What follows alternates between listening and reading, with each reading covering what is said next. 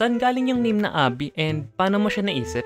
Abby, naggaling siya sa aking full name. Then yung yung animated naman, actually nahirapan nga ako sa pag-isip nun kung anong second name yung isasalpak.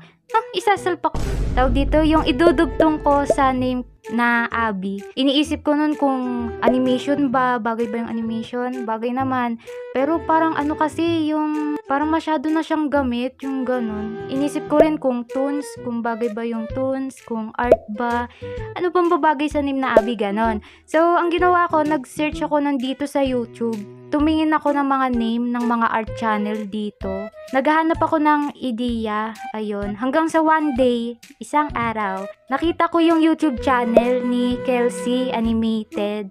Ano siya, YouTube animator din siya sa ibang bansa. Then, ayun, nung nakita ko yung name niya, parang napaisip ako nun na parang wala pang Pinoy animator na may animated sa pangalan nila. So, naisip ko, wow, unique! Unique! Kaya ayun, napagdesisyonan ko na gawing Abby Animated yung pangalan ko dito. Bali, inspired po siya sa name ni Kelsey Animated.